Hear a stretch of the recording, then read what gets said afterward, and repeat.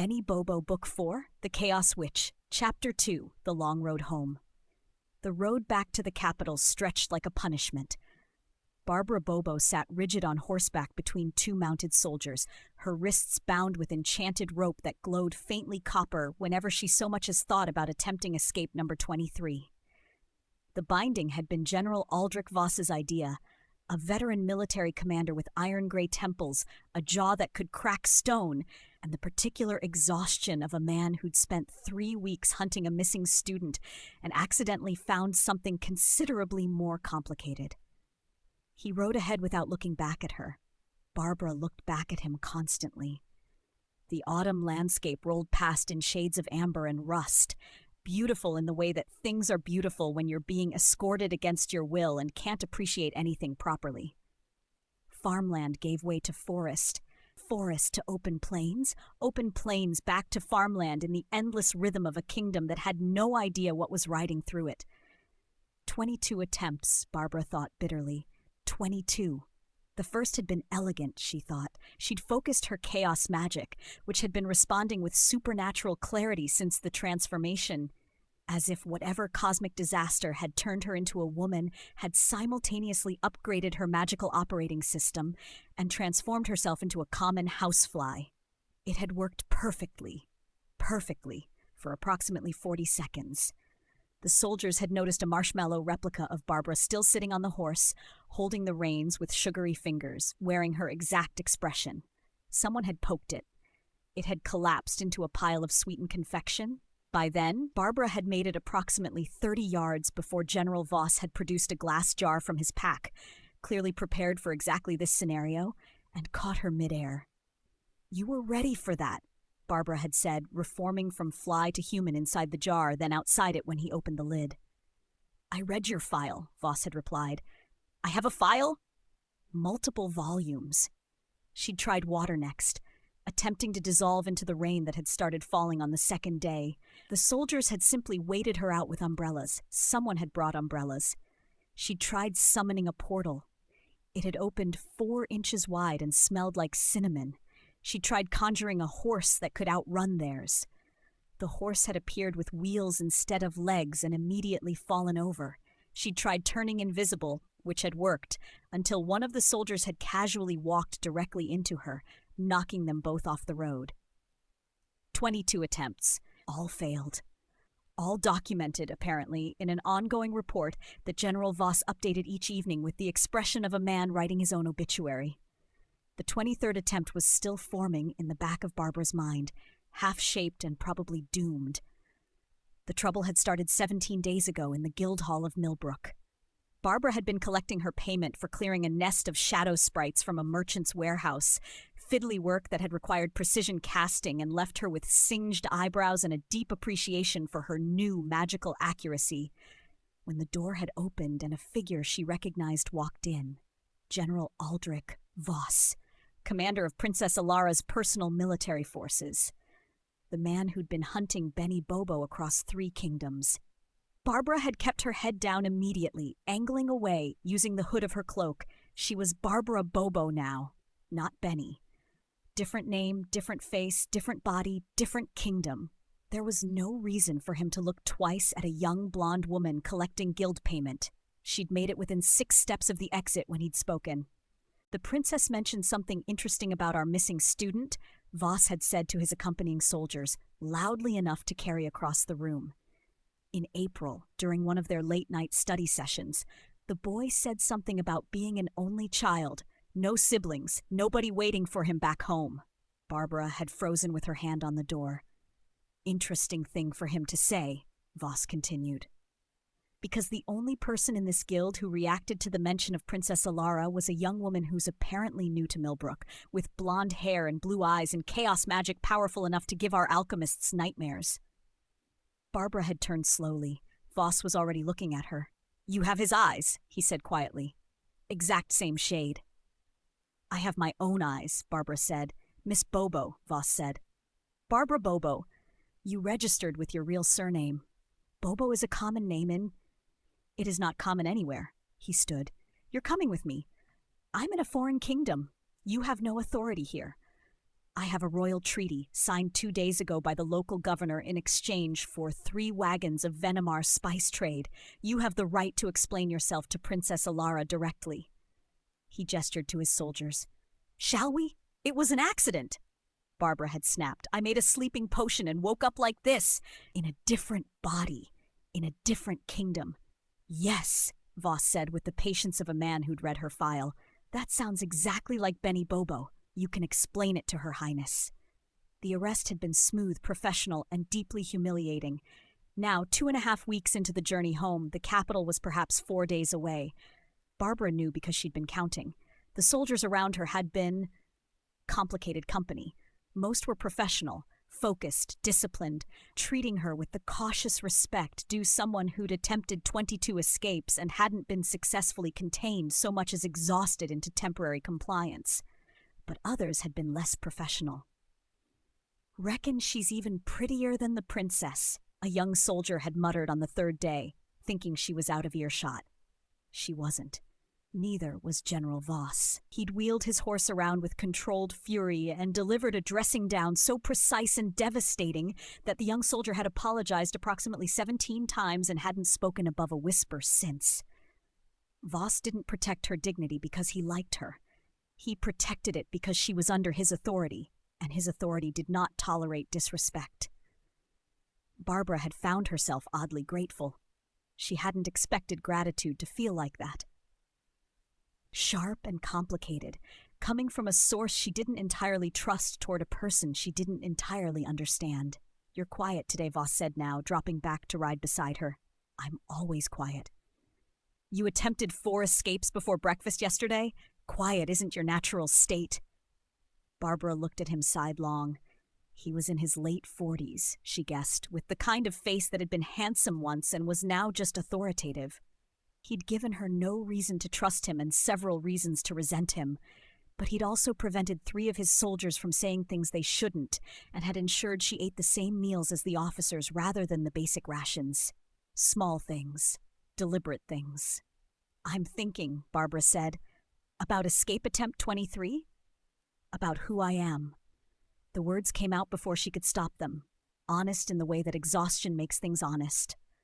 About whether Barbara Bobo is a person yet or just a mistake that Benny Bobo made. Voss was quiet for a moment. The horse's hooves made their steady rhythm against the packed dirt road. "In my experience," he said finally, "people become people through what they do, not what they're called.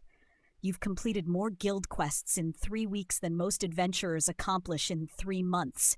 You've defended yourself with appropriate force when necessary. You've maintained your identity under considerable pressure." He paused. "That sounds like a person to me."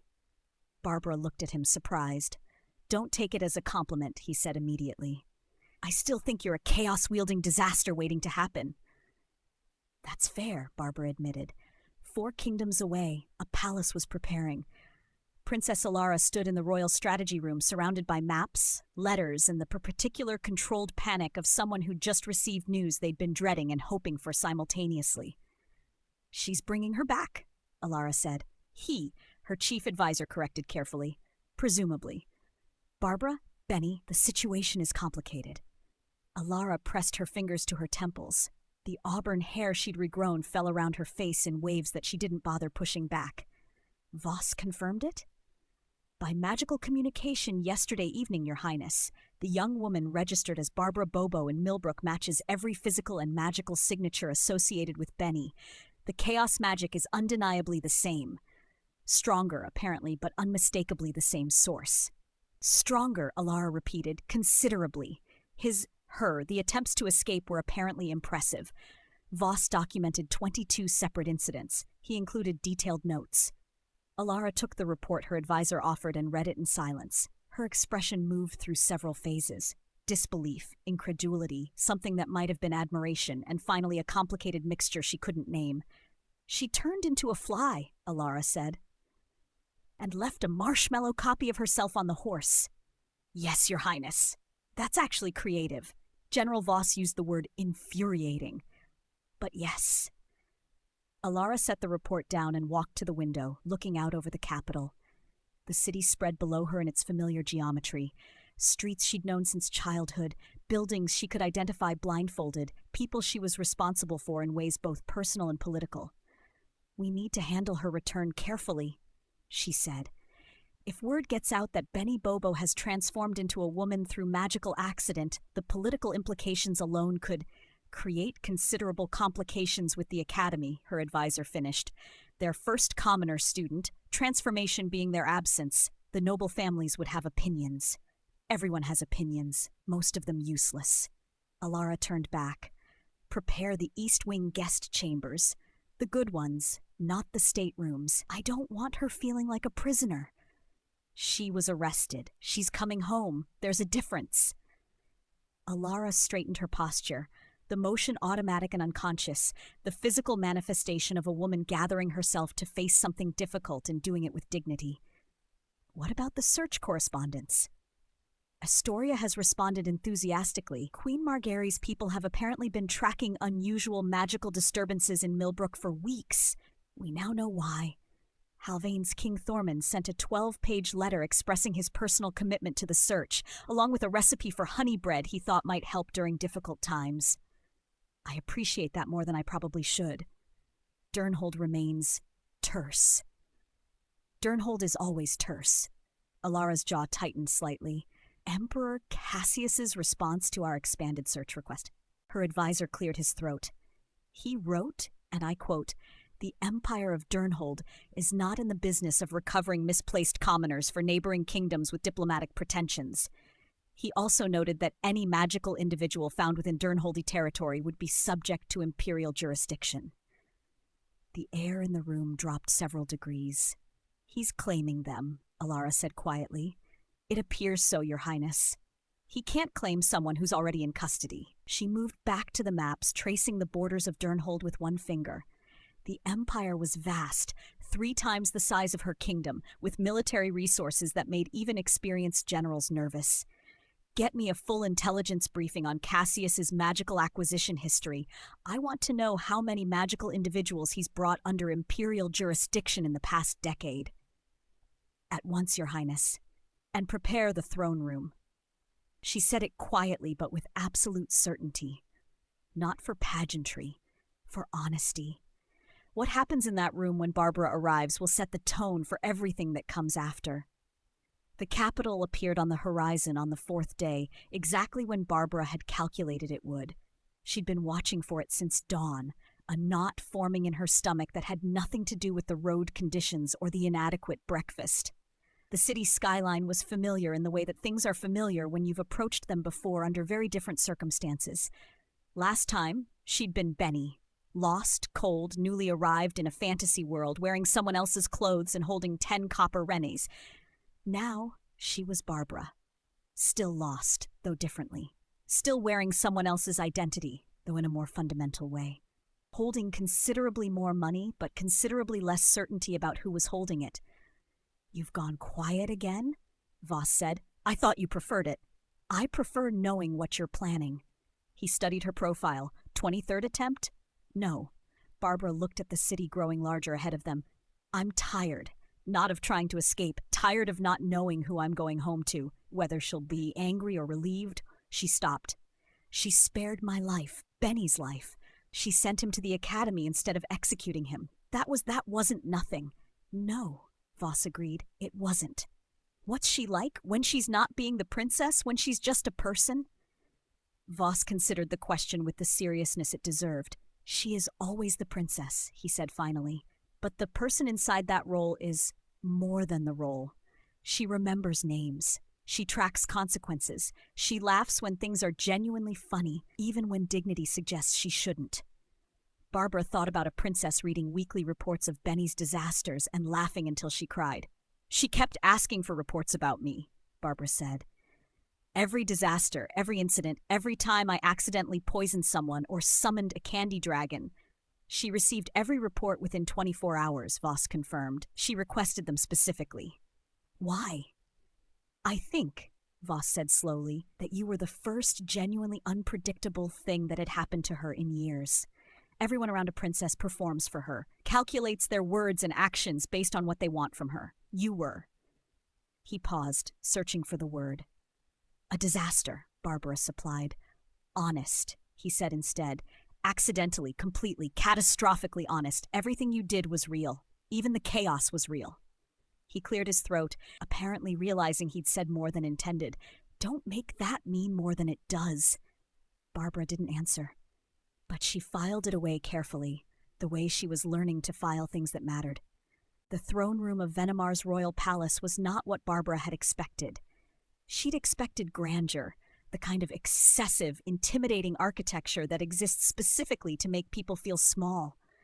She'd expected gold and marble and guards at every doorway and the specific theater of power that royalty deployed when they wanted to remind visitors of their position.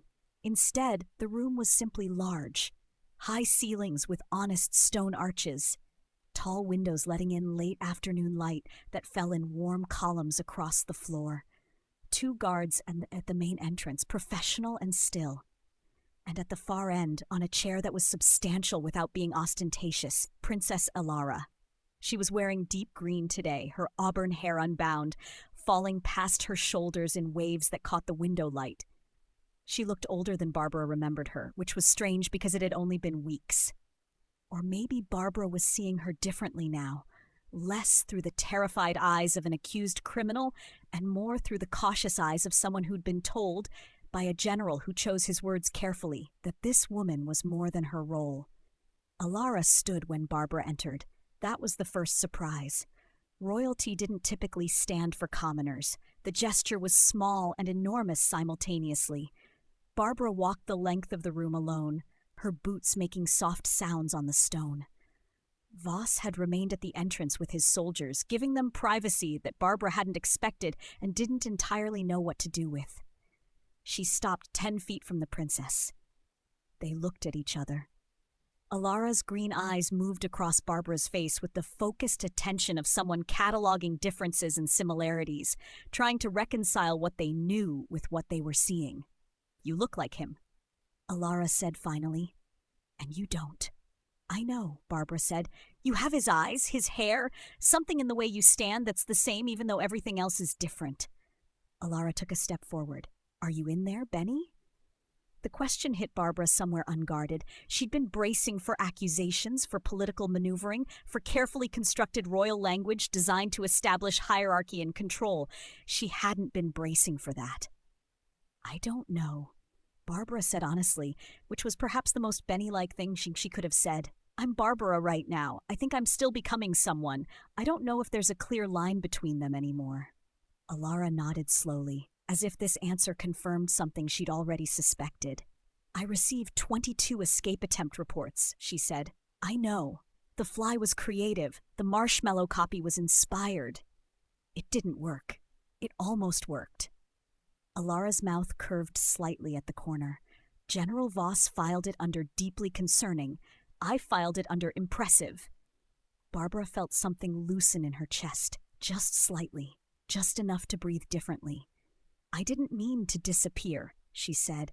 "The sleeping potion was an accident. Everything was an accident. I keep trying to do good things and they keep going catastrophically wrong and I don't know how to stop it from happening."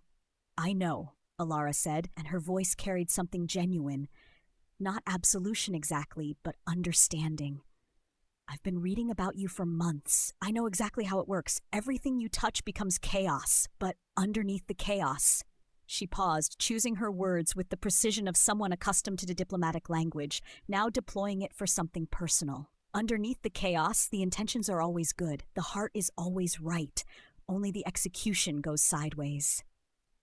Barbara's throat tightened unexpectedly. "That's the most accurate description of my life anyone has ever given me." "You've been alone for months," Alara said.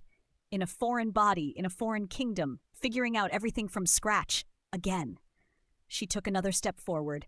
"That's over now. Whatever comes next, whatever this is," she gestured between them, indicating the complicated space of Barbara's existence. "You're not doing it alone."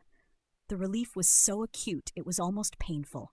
"However," Alara continued, and her tone shifted just slightly, gaining the edge of someone transitioning back to practical reality, "there's something you need to know before we discuss your situation further." She crossed to a side table where a letter lay open, its seal broken. dark red wax with an imperial stamp that Barbara didn't recognize but instinctively didn't like the look of. Emperor Cassius of Durnholde sent a response to our search letters this morning, Alara said. He is apparently very interested in chaos magic, in its potential applications, in what he calls unpredictable magical assets that might be acquired for imperial purposes. Barbara stared at the letter. He's not talking about finding Benny, no. Alara's voice was careful and cold. He's talking about acquiring you. Specifically, he's sent his own envoy, traveling quickly. They'll reach the capital within 3 days. She looked at Barbara directly. He knows you're here. He has informants in every kingdom, apparently including Millbrook, and he received confirmation of your capabilities before we brought you home. The warmth of the reunion curdled into something colder. What does he want? Barbara asked, though she suspected the answer. A chaos sorcerer who has perfect control, Alara said quietly. Or chaos witch, as you apparently prefer. He wants whatever you are, Barbara, and he has the military resources to take it if we say no. Barbara looked at the imperial seal on the letter, at the crisp, formal language that Alara had described, all diplomatic surface, all threat underneath. What do we do? Barbara asked. Alara folded the letter with precise, controlled movements and set it face down on the table. We have 3 days, she said, and several significant advantages if we're smart about using them. She met Barbara's eyes. Can you do something for me? That depends on what it is. Can you try not to accidentally transform any of my advisors into something edible, or cause any other magical incidents that might complicate our negotiating position? Barbara almost smiled despite everything. I'll do my best. That, Alara said, is exactly what I'm afraid of. Outside the throne room windows, the capital city of Venomar continued its evening, completely unaware that somewhere in the imperial courts of Durnholde, a very powerful and very dangerous man had just decided that Barbara Bobo, chaos witch, accidental woman, reluctant adventure, was something he needed to own. 3 days, and everything was about to change. Benny Bobo, Book 4, The Chaos Witch, Chapter 3, The Shape of Something New. The imperial envoy arrived exactly when Alara had predicted they would. 3 days. Not a moment sooner, not a moment later, as if Emperor Cassius had timed their arrival specifically to demonstrate that he operated on his own schedule and expected everyone else to adjust accordingly. There were 12 of them. 6 soldiers in obsidian armor bearing the imperial eagle, 4 diplomatic advisors in black and gold robes, 1 herald with a scroll that he clearly considered very important, and 1 man who introduced himself simply as Envoy Marin, and had the particular stillness of someone who delivered uncomfortable messages to powerful people so many times that the discomfort no longer registered. They assembled in the throne room with practiced efficiency, spreading themselves across the space in a formation that was technically courteous and functionally intimidating. Alara received them from her throne with exactly the expression she'd spent 3 days preparing, open, composed, radiating the quiet authority of someone who was not surprised by anything happening and had already considered all possible outcomes. Barbara stood to Alara's left, slightly behind, wearing borrowed court clothes that fit well enough, and expression that could charitably be described as controlled, and honestly described as barely contained fury. She'd been briefed. She'd been prepared. She'd been asked, politely but firmly, to let Alara handle the diplomatic portion before anyone did anything irreversible. She was trying. Envoy Marin bowed at precisely the correct angle. Respectful without being deferential, a calibrated gesture that communicated exactly how much importance the Empire of Durnholde assigned to this meeting.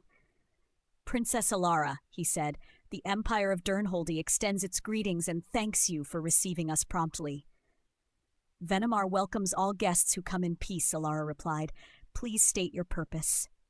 Marin produced a scroll from his robe, unrolled it with theatrical precision, and read aloud. The formal language was elaborate, hedged with diplomatic pleasantries and royal titles and carefully constructed phrasing that managed to make an outrageous demand sound like a perfectly reasonable request. But underneath all of it, the message was simple. We want the child witch. The throne room absorbed the words in silence. Barbara felt them land against her sternum like a fist, felt the old familiar anger rising. The same anger she'd felt in the guild when Darius wouldn't take no for an answer, except larger, sharper, aimed at something with armies behind it. Alara's response was measured and diplomatic and communicated clearly that the situation was complicated, that proper protocols must be followed, that Venomar took its treaty obligations seriously and would of course consider the Empire's request with all appropriate gravity. It meant nothing. It bought time. Marin understood this perfectly and smiled the smile of someone who'd been in this conversation before. Then Barbara stepped forward. The movement wasn't planned. It happened the way things happen when you've been sitting still for too long and your body makes a decision before your mind catches up. Her feet moved, her spine straightened, and suddenly she was standing in front of Alara's throne rather than beside it, facing 12 representatives of an empire that wanted to own her. Alara made no move to stop her. "I'd like to say something," Barbara said. Marin's eyes moved to her with the careful assessment of someone recalibrating. Up close, she was younger than he'd expected, 15 by the registry, though the body told a different story, and considerably less frightened than Imperial presence usually inspired. "Of course," he said carefully. Barbara took a breath. She'd spent 3 days thinking about this moment, about what she would say if it came. She'd prepared arguments and political counterpoints and logical frameworks. She'd considered and discarded speeches about autonomy and treaty law and magical rights. In the end, she said the simplest thing: "I'm not going with you." Marin's diplomatic smile held. "Miss Bobo, the Empire offers considerable resources, training, protection, compensation for your services." "I don't want compensation. I don't want protection from the person offering it. I don't want training that comes with a collar attached." "No one is suggesting." "You came here with a scroll that says, 'We want the Child Witch,'" Barbara said. Her voice was level, but there was something underneath it that made 3 of the soldiers shift their weight slightly without appearing to realize they'd done it. "Not 'we would like to invite.'" "Not 'we request the honor of.' 'We want,' like I'm something on a shelf that can be purchased or requisitioned." She looked at Marin directly. "I don't want to belong to anyone. I don't want to be someone's possession or political asset or magical weapon. I want to be me. Whoever that is, whatever that means, however long it takes to figure out, and I refuse to go with anyone who tries to control me against my will." The throne room held its breath. Marin studied her for a long moment, clearly reassessing. The initial approach, treat her as a minor, a commoner, a magical accident to be managed, was visibly recalibrating behind his careful eyes. "The Emperor's interest," he said slowly, "is in the welfare of all magical individuals within the region. Chaos magic of your magnitude requires proper training," Barbara agreed, "which I'm receiving at the Royal Academy of Sorcery under royal decree, which predates your Emperor's interest in me by several months." "The Academy's resources may be insufficient for—" "Then perhaps the Empire could offer educational support to the Academy generally," Alara interjected smoothly from behind Barbara. "A donation to improve magical training for all students would demonstrate the Emperor's genuine concern for magical welfare, rather than his interest in any specific individual." The suggestion landed like a chess piece, placed with precision. Accepting it meant admitting they were here for Barbara specifically, not magical welfare broadly. Rejecting it exposed the same thing. Marin took a breath. "I will relay Princess Alara's generous suggestion to the Emperor." "Wonderful," Alara said. What followed was 4 more hours of negotiation, careful, exhausting, technically courteous, and fundamentally adversarial. The Imperial advisors produced arguments. Alara's advisors produced counter-arguments. Treaty language was cited, interpreted, and cited again from different angles. Barbara sat through most of it because Alara had been right. This was the domain of carefully chosen words, and disrupting it would do more harm than good. But she held herself differently than she had before, straight-backed, attentive, fully present in the room, rather than enduring it. When the Imperial envoy finally departed, late in the evening, with formal courtesies that masked considerable frustration, Marin paused at the throne room doors and looked back at Barbara. "Miss Bobo," he said, "the Emperor is not accustomed to being refused." "I know," Barbara said, "nor am I." The doors closed.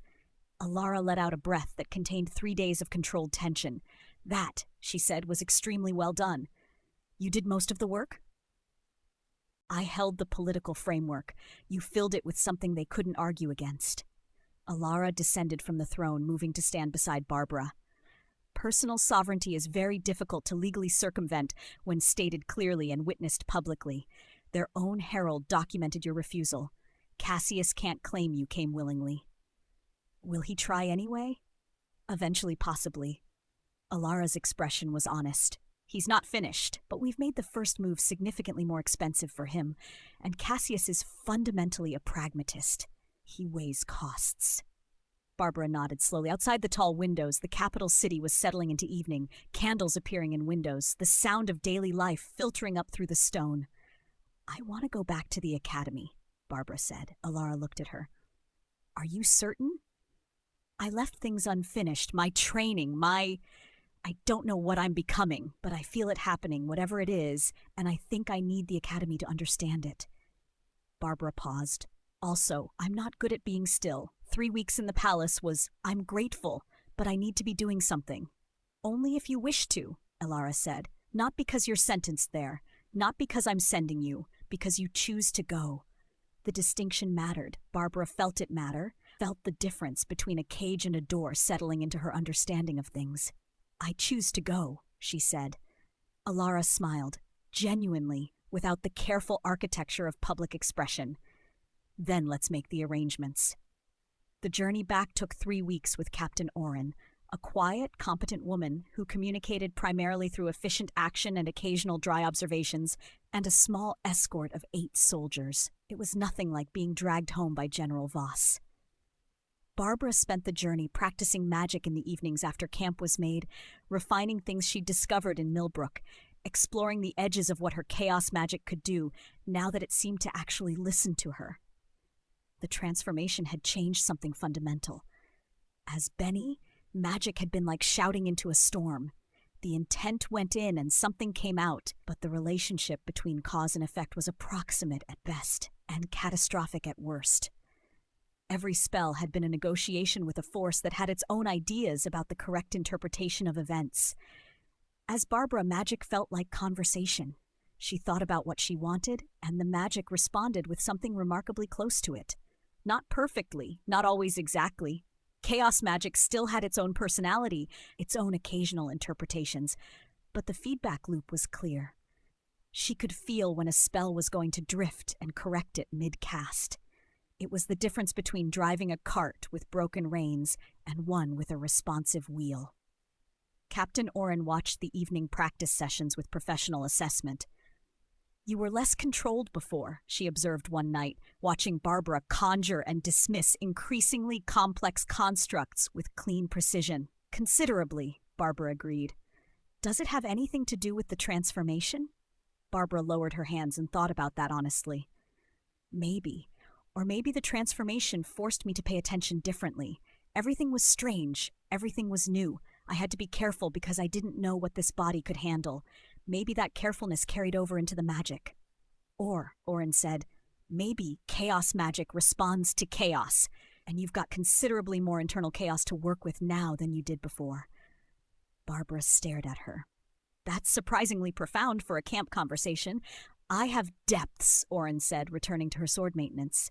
The academy appeared on a cold morning, its towers catching the early light like something out of a painting Barbara had imagined, but never quite believed she'd see again. She felt something unknot in her chest at the sight of it. Archmage Cornelius met them at the gate, flanked by Professor Aldwin and Professor Hemlock, all 3 wearing expressions that were navigating considerable complexity. Surprise, relief, something that in Hemlock's case might have been academic curiosity winning out over professional concern. Master, Cornelius began, then stopped. Miss Bobo, he said, recalibrating. We received Her Highness's communication. Welcome back. Thank you, Archmage. There are some administrative matters to address before you resume your studies. He gestured toward the administrative building. Your previous accommodation is no longer appropriate given the circumstances. I understand. The circumstances were discussed with academic precision over the following hour. The boys' dormitory was obviously impossible. The girls' dormitory presented complications of a different order.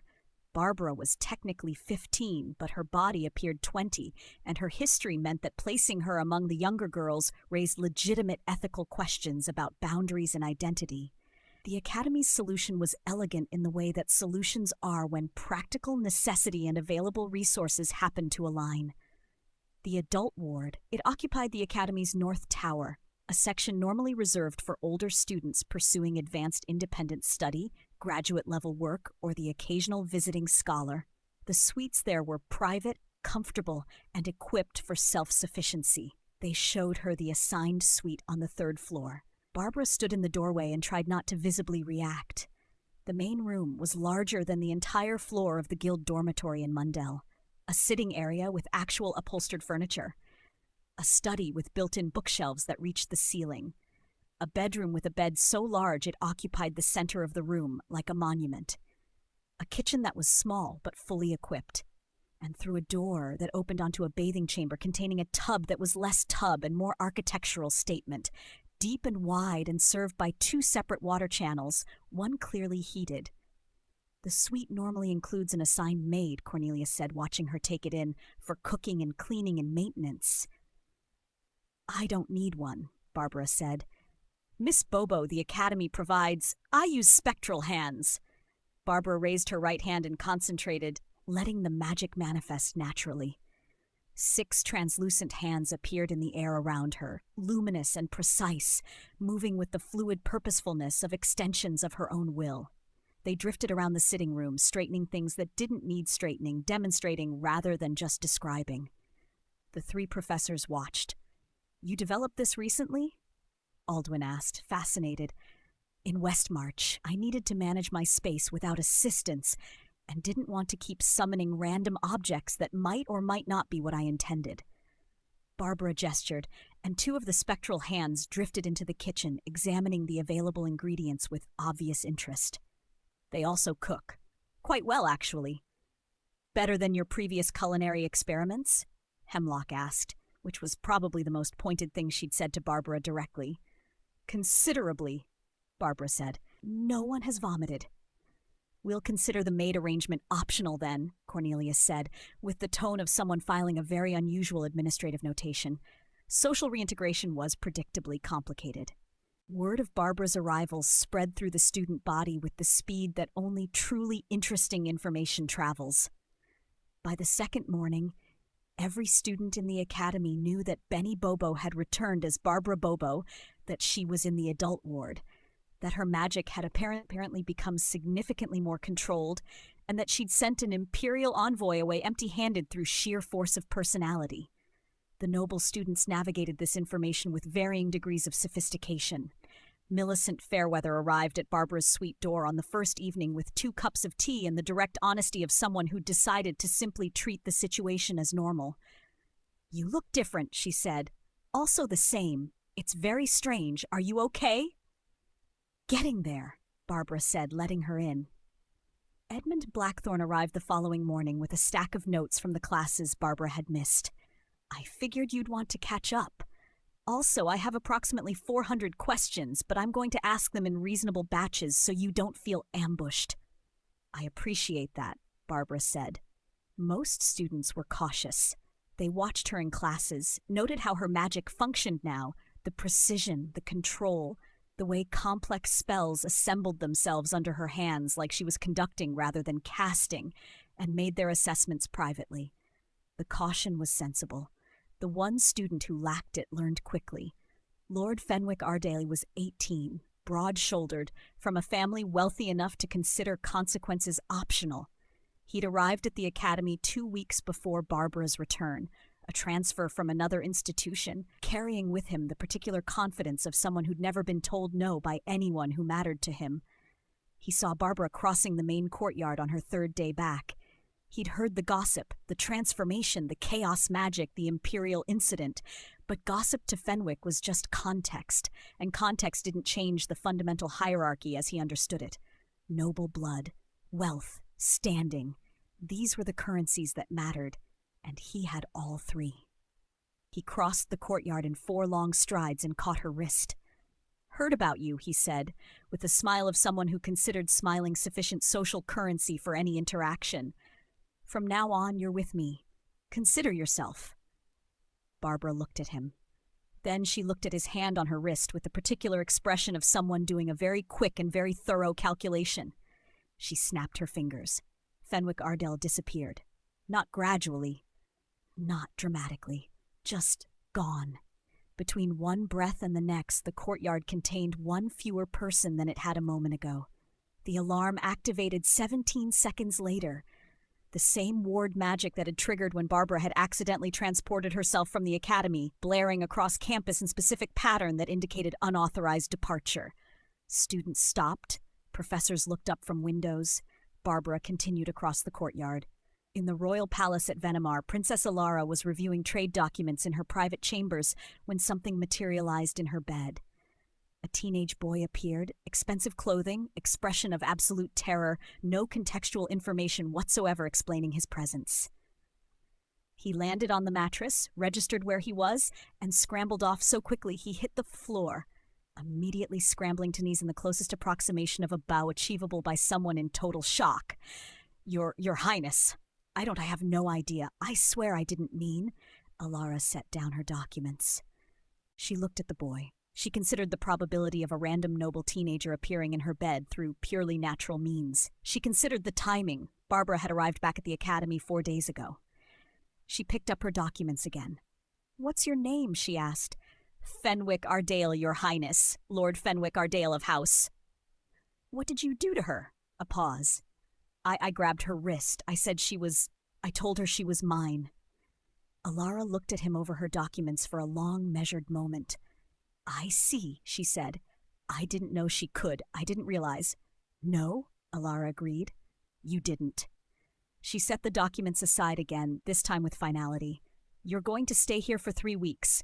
You will occupy the East Wing guest room, which is comfortable but not exciting.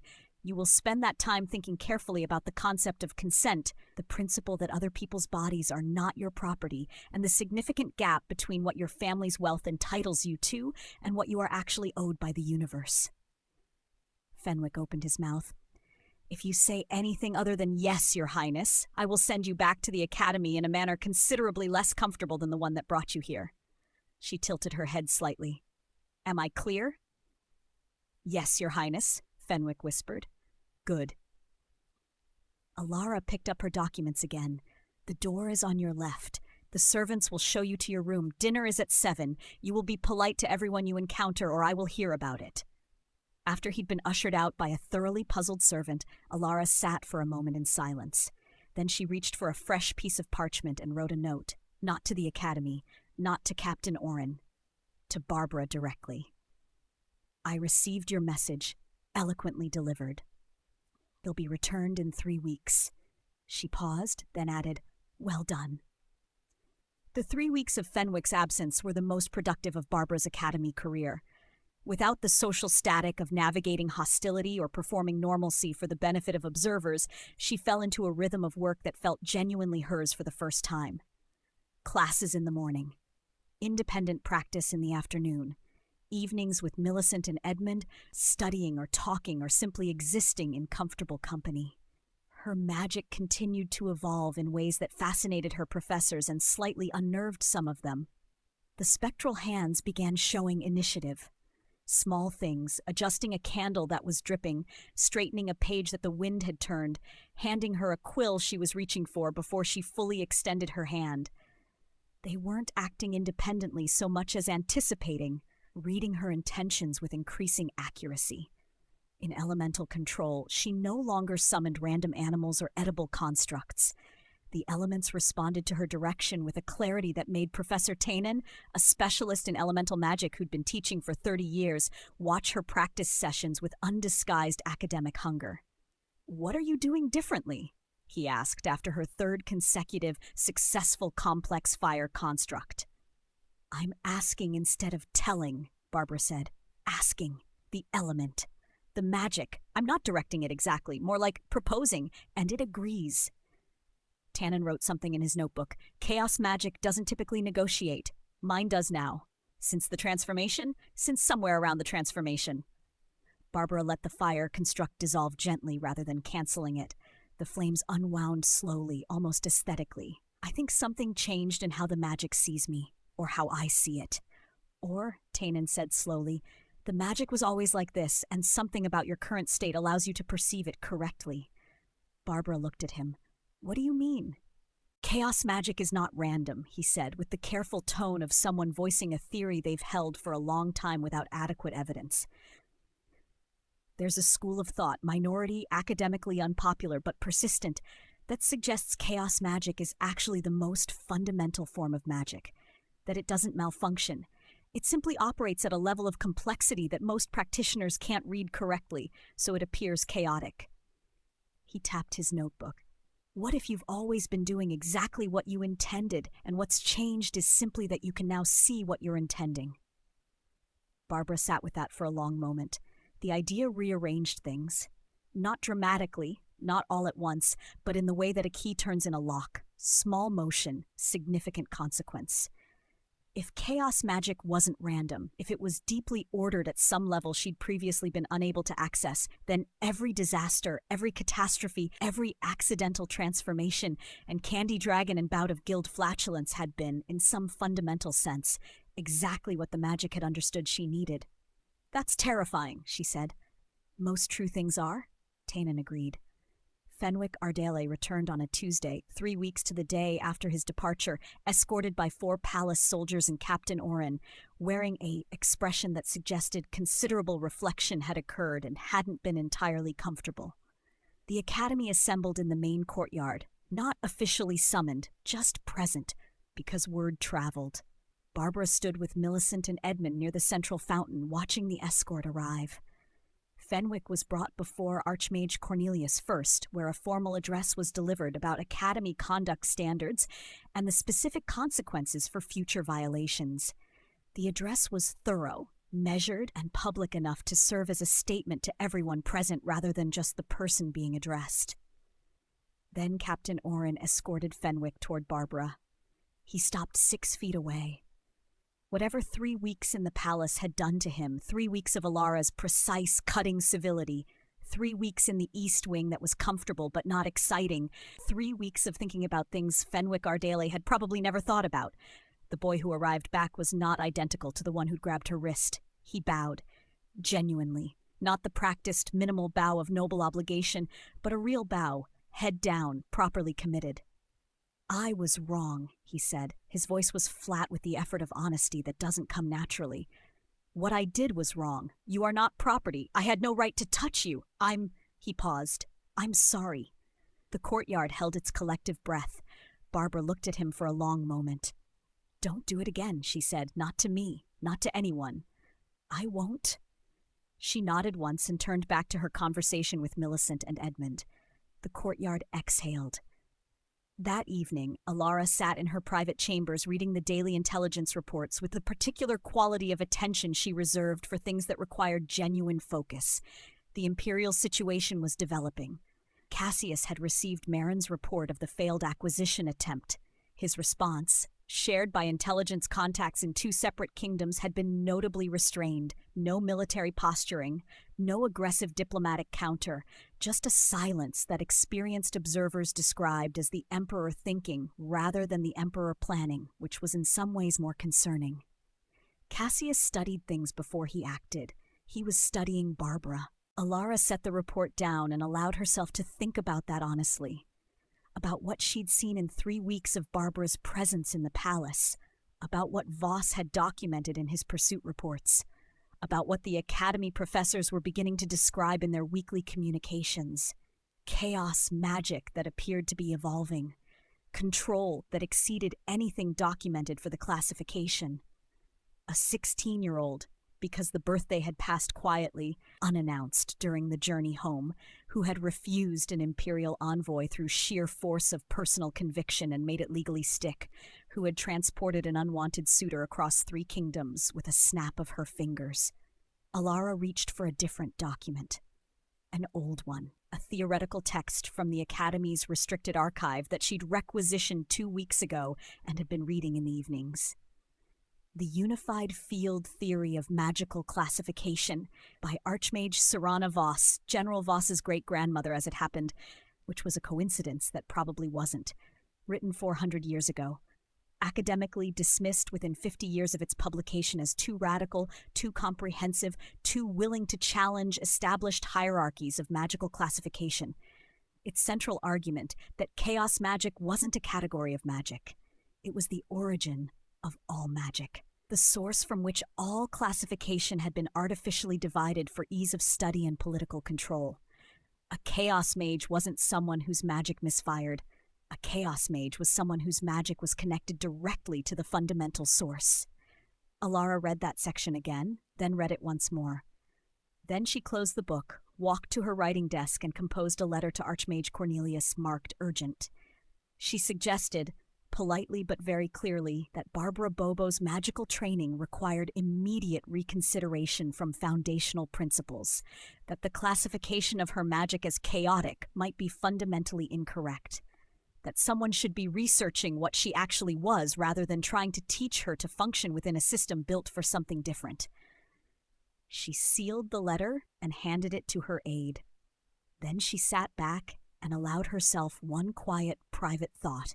Whatever Barbara Bobo was becoming, it was considerable, and the Emperor who was quietly studying her from across 3 kingdoms was absolutely right to pay attention. The question was whether he'd get there first. At the academy, at exactly the moment Alara sealed her letter, Barbara was alone in her suite. The spectral hands were still. She hadn't summoned them. The rooms were quiet, the academy evening settling around her with the particular peace of a place at rest. She was sitting on the edge of her enormous bed, looking at her own hands in the candlelight. They looked like her hands now. Barbara's hands. She'd stopped mourning the change in their shape, stopped comparing them to Benny's hands, stopped using them as a measure of what was lost. They were just her hands. They did what she asked. She thought about what Tainen had said. What if you've always been doing exactly what you intended? Every disaster, the flatulence potions, the itching soap, the balding shampoo, the marshmallow dragon, the sleeping potion that had transformed her entirely. What if the magic had always known exactly what it was doing? What had she needed from each of those disasters? The guild's trust, earned through chaos and eventually given through genuine familiarity. The Academy's respect, established through repeated demonstration that she was impossible to predict or control. The transformation, forced growth, forced perspective, forced understanding of what it meant to move through the world differently. The magic had given her all of it, through catastrophe, through disaster, through everything that had looked like malfunction. "What are you?" Barbara asked the empty room, not herself, the magic. Speaking to it directly, the way you speak to something you finally acknowledged is actually there. The candle flames in the room moved. Not because of wind, there was no wind. They moved with intention, bending simultaneously toward her, 12 small points of light leaning forward like listeners. Then the room changed. It was subtle at first, the shadows deepening, the light concentrating, the air carrying a charge that had nothing to do with weather. The spectral hands appeared without her summoning them. Not 6, but dozens, filling the room, all facing her, all still. And then something spoke, not in sound, in understanding, directly into her awareness, bypassing ears and language and all the usual machinery of communication. It said, "We have been waiting." Barbara sat very still. The classification was never accurate. Chaos is not disorder. Chaos is the state before classification, the source before the division. You have been drawing from the source directly. This is rare. This is significant. This is why the Emperor wants you. This is why we need you to understand what you are before others define it for you. "What am I?" Barbara whispered. The candles, the shadows, the dozens of spectral hands, the charged air, all of it gathered into a single moment of crystalline clarity. "You are a Sourceborn. The first in 400 years. The moment passed. The candles returned to normal. The shadows retreated. The spectral hands dissolved. Barbara sat alone in her quiet suite, the Academy breathing around her, completely ordinary, completely changed. She had a name for what she was now. And somewhere across 3 kingdoms, in an imperial palace filled with information networks and strategic patience, Emperor Cassius's researchers had just reached the same conclusion, the same word, Sourceborn. and everything. Politics, identity, power, the careful balance Alara was trying to maintain was about to become considerably more complicated. Benny Bobo, Book 4, The Chaos Witch, Chapter 4, The Edge of Everything.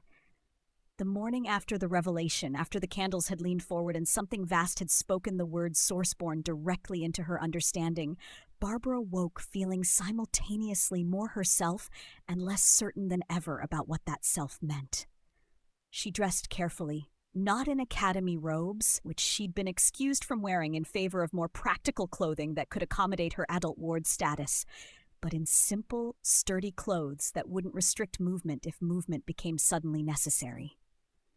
A leather vest over a cream shirt, dark pants, her boots which had been through enough to qualify as old friends. The spectral hands helped without being asked, braiding her hair into something manageable while she considered the day ahead. Saturday meant reduced class schedule, 2 morning lectures, then freedom until evening study hours. Millicent had suggested they go off campus for lunch. There was a cafe in the nearby town that served something called cream of ice that she promised was worth the walk. Barbara had permission to leave campus now. A side effect of adult ward status combined with Princess Alara's official designation of her as royal ward under special consideration, which was diplomatic language meaning we're not entirely sure how to classify her, but she's important and should be treated accordingly. Noble students could accompany her if they stayed together and reported any inst to Archmage Cornelius within 24 hours. It seemed like a reasonable arrangement. Barbara finished the braid, thanked the spectral hands with the absent familiarity of someone who'd stopped being surprised by their initiative, and headed down to meet Millicent and Edmund at the main gate. The Honeyed Spoon was exactly the kind of establishment that grows up around prestigious institutions, close enough to be convenient, expensive enough to make students feel adult, charming enough to make them forget they were spending money they probably shouldn't. It occupied a corner building with wide windows and outdoor seating under a striped awning. The interior smelled like sugar and cream and something floral Barbara couldn't identify but immediately liked. Millicent led them to a table near the window and ordered for all 3 of them with the confidence of someone who'd been here before. 3 servings of cream of ice, 1 vanilla lavender, 1 honey caramel, 1 chocolate mint. "What is cream of ice?" Barbara asked. "Frozen cream," Edmund explained. "Sweetened, flavored. It's like eating cold happiness." "That sounds suspicious. Wait until you try it." The servings arrived in glass bowls that were cold to the touch, filled with smooth, pale confections that did indeed look like frozen cream. Barbara tried the vanilla lavender first. It was sweet and floral, and so cold it made her teeth ache in the most pleasant way possible. "This is amazing," she said. "Right?" Millicent grinned. "Worth the walk." They ate slowly, savoring, talking about nothing important. The upcoming exam in elemental theory, whether Professor Hemlock was secretly pleased with Barbara's progress or just professionally tolerating it. Edmund's ongoing attempt to master a teleportation spell that kept sending him 3 feet to the left of his intended destination. Normal conversation, the kind Barbara had almost forgotten was possible. That's when the nobleman entered. He was in his 30s, Barbara guessed, with the particular bearing of someone accustomed to having doors opened and chairs pulled out and attention directed toward him as a matter of natural order. Well-dressed without being ostentatious, accompanied by 2 servants who moved with the practiced efficiency of people who'd spent years anticipating his needs. He noticed their table immediately. Or rather, he noticed Barbara. His eyes moved across her in the assessing way that she'd unfortunately become familiar with, cataloging, evaluating, making assumptions about her status based on her appearance. Beautiful girl, expensive cafe, dressed well but not nobly. Some merchant's daughter, perhaps, or courtesan. Something available, regardless. He approached their table with the casual entitlement of someone who believed his presence was inherently welcome. "Young lady," he said, addressing Barbara, while completely ignoring Millicent and Edmund, "you should stand when nobility addresses you." Millicent and Edmund stood immediately, ingrained training overriding conscious thought. The movement was automatic, apologetic, their chairs scraping back in synchronized deference. Barbara remained seated, She looked at the nobleman with the particular expression of someone deciding whether this was worth her energy. "I'm eating," she said. The nobleman's expression shifted, surprise morphing into irritation, morphing into something harder. "You do not ignore me, child. When I address you, you show proper respect." "I'm not ignoring you. I'm choosing not to stand." Barbara kept her voice level. "There's a difference." His hand moved faster than she expected. The slap connected with her cheek, not hard enough to seriously injure, but sharp enough to snap her head slightly to the side, hard enough to make the statement he intended. "Know your place." The cafe went quiet. Millicent gasped. Edmund's hand moved toward his wand. Barbara sat very, very still. She wasn't hurt, not physically. The sting was already fading. But something else was rising, hot and certain and absolutely done with being touched without permission, with being treated like property, with entitled men who believed their status meant her body was public territory. She turned her head back slowly, meeting the nobleman's eyes. "That," she said quietly, "was a mistake." She snapped her fingers. The intention was clear in her mind. Send him to the far edge of the kingdom. Make him walk home. Give him time to think about what he'd done and maybe, just maybe, become a slightly better person along the way. The chaos magic heard far edge. It interpreted accordingly. The nobleman disappeared. Not sideways, not horizontally, not to any geographical edge of the kingdom. Up. 3 miles straight up, to the very edge of where atmosphere became void, where air became so thin that breathing was theory rather than fact, where the boundary between world and space was marked by nothing but the terrifying absence of everything necessary for human survival. Barbara felt the displacement complete and immediately knew something had gone wrong. "Oh no," she said. "What did you do?" Millicent asked. "Still standing, still processing. I meant to send him to the far edge of the kingdom, like the border, where he'd have to walk back." Barbara's awareness stretched outward, trying to locate what she'd displaced where the magic had actually put him. But the magic took far edge literally. "I think he's—" She found him. 3 miles up, exactly at the edge between breathable atmosphere and the cold, vast nothing beyond. Suspended for one moment of absolute clarity before gravity remembered he existed. Then he started falling. Barbara's mind moved faster than panic. She couldn't undo the displacement. Magic didn't work that way. But she could catch him, could bring him back.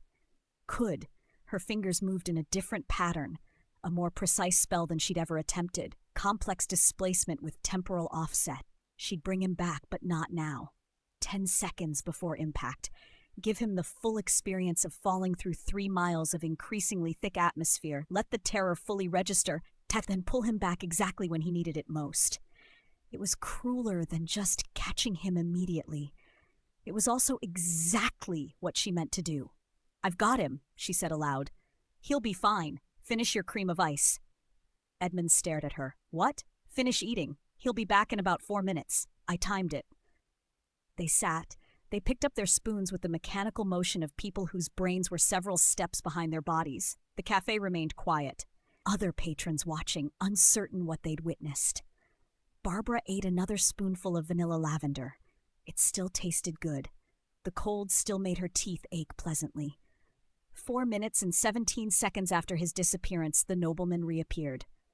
Directly in front of their table, exactly where Barbara had specified. He materialized mid-scream, the sound of someone who'd been falling for what felt like forever and had just been violently relocated. He collapsed immediately, his legs giving out, his entire body shaking, his expensive clothes torn by wind resistance and stained by the very specific consequences of absolute terror meeting a human digestive system. He'd soiled himself. Completely. Comprehensively. He looked up at Barbara with eyes so wide the whites showed all around. "Monster!" he whispered. Then louder. "Monster!" He scrambled backwards, still on the ground, servants rushing forward to help him. One tried to assist him to his feet. He shoved them away, crawling, then staggering, then running in the particular gait of someone who'd lost all dignity and was desperately seeking the nearest exit. His carriage was outside. He threw himself into it, screaming at the driver to move, to get away, to go anywhere that wasn't here. The carriage lurched into motion and disappeared down the street at considerable speed. The cafe remained silent for approximately 3 seconds. Then someone at a nearby table started laughing. Not cruel laughter, just the kind of helpless, genuine amusement that comes from witnessing something so absurd that normal social filters completely fail through the cafe like a spark to kindling table to table, until half the establishment was laughing or trying very hard not to. An older woman at the table nearest theirs leaned over with a smile. "Remind me never to anger you, dear." More laughter. Barbara looked at Millicent and Edmund, both of whom were staring at her with expressions between awe and concern. "What exactly did you do?" Edmund asked. "I meant to send him to the edge of the kingdom," Barbara said, returning to her cream of ice. "But chaos magic heard far edge and sent him 3 miles straight up, to the edge of breathable atmosphere. Then he fell. I caught him 10 seconds before impact." 3 miles, Millicent repeated. "Approximately. I didn't measure precisely." "He could have died." "Yes, but he didn't. The return spell worked perfectly." Barbara ate another spoonful. "This really is excellent cream of ice." They finished their desserts in relative silence, paying their tab and leaving a generous tip for the server who'd witnessed everything and maintained professional composure throughout. The walk back to the academy was quiet until Edmund finally spoke. "We should probably report this." "To the headmaster?" Millicent asked. "The nobleman is likely someone important. If he nearly died after being sent into the upper atmosphere by a student, even accidentally, there could be political consequences. The kingdom might want to know before it becomes an incident." Barbara nodded slowly. "Fair point, though how do we word it so I don't get expelled?" "You were defending yourself after he assaulted you," Millicent said. "That's accurate. After I refused to stand, which technically violated social hierarchy." "Which you're not bound by as a commoner under royal protection," Edmund countered. "Also, he hit you, first, in a public establishment. Witnesses." They reached the academy gates, still debating phrasing and political implications. "Wait," Barbara said, stopping. "I don't have to write the report." They looked at her. "You're noble students. You witnessed it. You can report it as observers, which carries more weight than me reporting my own actions." She smiled slightly. "Plus, it distances me from the interpretation. I just did what seemed appropriate. You can describe what seemed appropriate." "That's actually clever," Edmund admitted. Millicent checked her pocket watch and her expression shifted to alarm. "We're going to be late for History of Magic." "No, we're not," Barbara said. She snapped her fingers. They stepped forward once, a single normal step that should have covered approximately 2 feet. Instead, they appeared directly outside their classroom door, the hallway materializing around them mid-stride. Millicent and Edmund froze. "Did you just—" Edmund started. "Instantaneous displacement," Barbara said. "Considerably easier than the atmospheric one. Also, I've been practicing." "That was terrifying," Millicent said, "but efficient." They entered the classroom just as the bell rang. Professor Carver, an elderly woman with silver hair braided into a crown and eyes that suggested she'd forgotten more about magic than most people learned, looked up from arranging her notes. "Cutting it close, aren't we?" "Got caught up at lunch, Professor," Edmund said smoothly. "Apologies." "How was lunch?" "Great," all three replied in unison. Carver's eyes lingered on them for a moment. She clearly suspected something had happened, but she simply nodded and began class. Barbara settled into her seat, opening her notebook to a fresh page. History of Magic was one of her favorite classes, partially because Carver was an engaging lecturer, and partially because the subject matter felt relevant in ways the technical classes sometimes didn't. Today's topic, according to the board, Origins of Magical Hierarchy, Noble Blood versus Natural Talent. Perfect timing given the morning's events. Carver began without preamble. "Common assumption," she said, her voice carrying easily across the classroom. "Nobility equals magical superiority. Noble families produce powerful mages. Common families produce weak mages or none at all. This assumption underlies our entire social structure, justifies hereditary rule, and determines who gets training and who doesn't." She paused.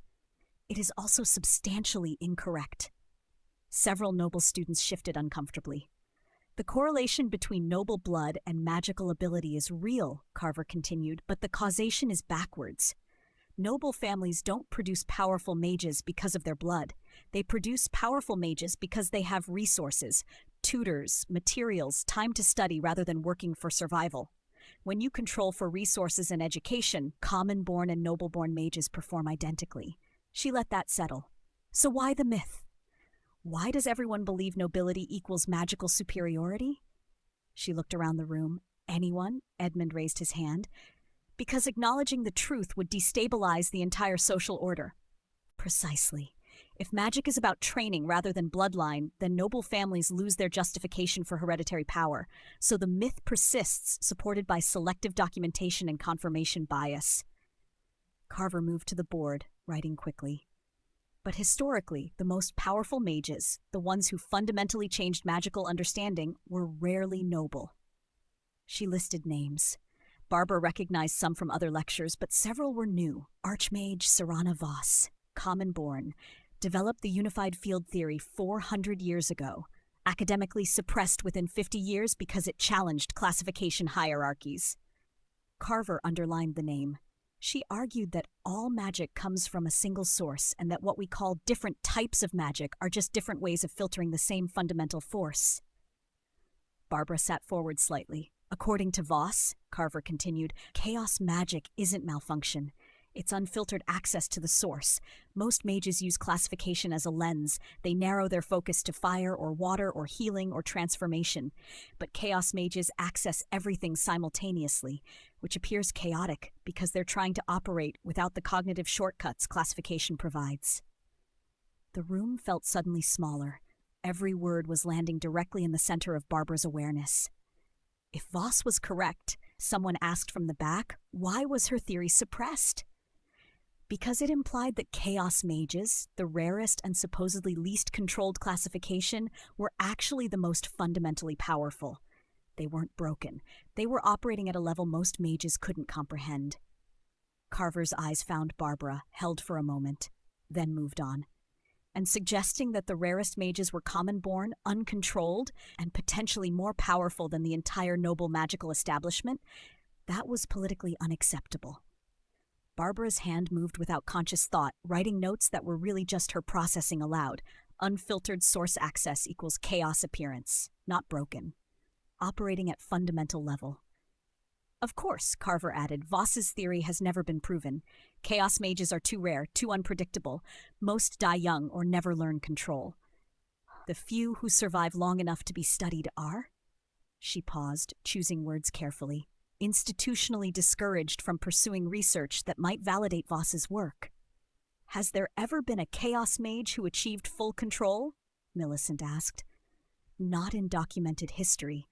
Though Voss theorized that if one did, if a chaos mage learned to consciously filter their source access rather than unconsciously channeling everything, they would essentially become. She trailed off, clearly deciding against finishing the sentence. Become what? Edmund pressed. Foundational, Carver said quietly. Not a mage of specific classification, a mage of pure potential. Able to work in any magical domain with equal facility because they're drawing from the source of all magical domains. The classroom was silent. Barbara felt something shift in her chest. Not physical, not quite emotional, but fundamental. A recognition settling into place. Sourceborn. That's what the voice had said. That's what she was becoming, or had always been, and was only now learning to recognize. Professor, Barbara said, surprising herself by speaking, if someone were a chaos mage learning control, hypothetically, what would that look like? What would be the signs? Carver looked at her directly now, and there was something knowing in her expression. Hypothetically, increased precision, spells manifesting closer to intent, less collateral chaos, but also, she paused, also signs that the magic was responding to emotional resonance rather than technical instruction, that it understood context and intent better than words. Like it was listening, Barbara said. Yes, exactly like that. A student in the front raised their hand. If chaos magic is really source access, wouldn't it be dangerous? Unpredictable even with control? Oh, extremely, Carver agreed, which is why most societies throughout history have suppressed, imprisoned, or executed chaos mages rather than training them. Fear of what they might become if they learned to channel their power intentionally. Barbara thought about the nobleman, about intending to send him to the kingdom's edge and the magic-hearing far edge and lifting him to the boundary between world and void, about how the return spell, more complex, more precise, had worked exactly as intended. The chaos responded to emotion, the precision responded to focus. She was learning to use both. The lecture continued, but Barbara was only half listening now. Her mind was working through implications, connections, the shape of what she was becoming into clearer definition. If chaos magic was source access, if she was drawing from the fundamental force that all other magic filtered through classification, then everything that had seemed like disaster might have been the magic responding to her actual needs, rather than her surface intentions. The flatulence potion had made the nobles understand humility. The itching soap had taught her about consequences. The balding shampoo had created political leverage with the princess. The transformation had given her perspective and power and forced her to grow in ways she desperately needed. Every disaster had been precisely what she'd required, delivered through apparent chaos, because she hadn't known how to ask clearly. Until now. Barbara's hand moved across her notebook, writing, "Not random. Never random. Just operating at a level I couldn't see." That's when her magic responded, not intentionally. Not because she'd cast anything. It simply reacted to the understanding crystallizing in her mind, to the recognition settling into her bones, to something fundamental shifting in how she perceived herself. The air in the classroom thickened. Every candle flame bent toward Barbara simultaneously, not dramatically, just a few degrees, like flowers turning toward light. The windows rattled slightly. The temperature dropped 2 degrees, then rose 3, then stabilized. Professor Carver stopped mid-sentence. Every student felt it, that pressure, that presence, that sense of something vast paying attention. Then it passed, and the room was normal again. Carver looked at Barbara with undisguised intensity. "Miss Bobo, are you well?" "Yes, Professor," Barbara said. Her voice was steady, but her hands were shaking slightly. "I'm fine. Sorry, I didn't mean to. Whatever that was." "I know you didn't." Carver's expression was complex. Concern, fascination, something that might have been pride. "Class dismissed early. I need to consult with the headmaster." Students filed out in confused clusters, whispering. Millicent and Edmund lingered at Barbara's desk. "What just happened?" Edmund asked quietly. "I think," Barbara said slowly, "the magic agreed with something I understood, and showed it." "That felt like the whole room changed," Millicent said, like reality bent for a second. "Yeah." Barbara stood, gathering her things with hands that were steadier now. "It did." Archmage Cornelius received 2 reports within the hour. The first came from Edmund and Millicent, carefully worded, describing the cafe incident with appropriate emphasis on the nobleman's assault and Barbara's defensive response. They mentioned the displacement was unintentionally extreme, but ultimately non-lethal. Professional, factual, concerned but not accusatory. The second came from Professor Carver, delivered personally to his office with the gravity of someone reporting something significant. "She had an involuntary magical response during lecture," Carver said. "While I was discussing the unified field theory, specifically when explaining that chaos magic might be unfiltered source access rather than malfunction." Cornelius set down his quill. "Define involuntary response." The air pressure changed, temperature fluctuated, every light source in the room oriented toward her simultaneously, duration approximately 4 seconds, then it stabilized. Carver paused. "Archmage, she didn't cast anything. This was purely reactive, her magic responding to internal recognition." What was she recognizing? That she's not broken, that chaos magic isn't random, that she's been drawing from the fundamental source this entire time and has just begun learning to direct it consciously. Cornelius was quiet for a long moment. Saranavos's theory, yes. Which was academically suppressed for 400 years. For good reason, Carver said. If Voss was right, if Barbara is what Voss described as a potential outcome. She stopped herself. Say it. A Sourceborn. A mage with unfiltered access who's learned conscious control. That's not just rare, Archmage. That's foundational. That's the kind of magical ability that reshapes entire fields of study. Or destabilizes kingdoms, Cornelius added quietly. Emperor Cassius is already watching her. If word spreads that she's not just a chaos mage, but something considerably more fundamental. He'll escalate, Carver finished. Yes. Cornelius stood, moving to his window, looking out over the academy grounds. How many people witnessed the classroom incident? 30 students, all discretion bound by academy oath, but still, word will travel. It always does. He turned back. Carver, I need you to prepare a comprehensive research brief on source-borne theory. Everything Voss wrote, everything that was documented before suppression, every theoretical framework we have. I need to understand what Barbara is becoming before I can protect her from the consequences. And the cafe incident? Self-defense against assault. Excessive force, but legally defensible given her status as royal ward. I'll file it formally, send notification to the nobleman's house, and prepare for whatever political backlash follows. He paused. Did the students mention which nobleman? Carver checked her notes. They saw his carriage crest. House Penderton, Lord Victor Penderton, most likely, based on age and description. Cornelius's expression shifted. Penderton, that's unfortunate. Why? Because Lord Victor's cousin is Duke Corentin Penderton, who is married to Emperor Cassius's younger sister. The implications settled like lead, so when Victor reports what happened, and he will, pride or no pride, the story reaches imperial ears within days. Possibly hours, Cornelius said, if they use magical communication. What do? We prepare, we document, we make sure our narrative is solid before theirs arrives. Cornelius returned to his desk, already reaching for parchment. And we hope very much that Barbara Bobo doesn't have any more involuntary magical responses in the immediate future. That evening, Barbara sat in her suite while the spectral hands prepared dinner, something elaborate involving mushrooms and cream that smelled considerably better than anything she'd managed to cook as Benny. She was thinking about the nobleman, about whether he'd report what happened, whether his pride would let him admit he'd panicked so completely that basic bodily functions had become optional. She was thinking about the classroom, about the candles and the pressure and the way reality had briefly felt like something negotiable. She was thinking about Voss's theory, about Sourceborn, about what it meant to have unfiltered access to the fundamental force underlying all magic. Mostly, she was thinking about control. As Benny, she'd had none. Magic had been this wild, unpredictable thing that did what it wanted and occasionally what he intended, and mostly something in between. As Barbara, she had more. Considerably more. But it wasn't complete. The nobleman incident proved that. She'd intended Kingdom's Edge and gotten atmospheric boundary.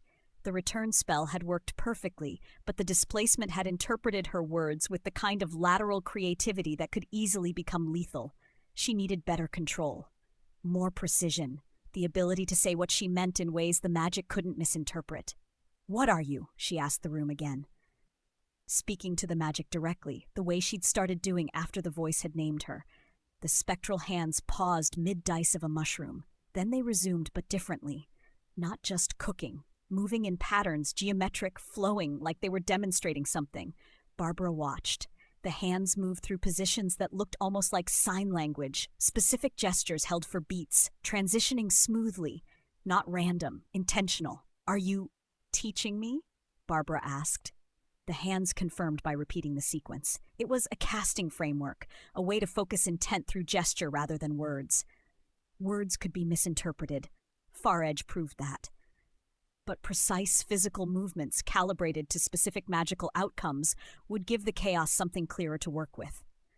Barbara stood and copied the gestures slowly.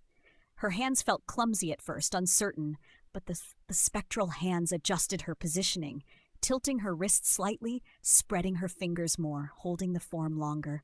"How do you know this?" she asked them. But they were her magic.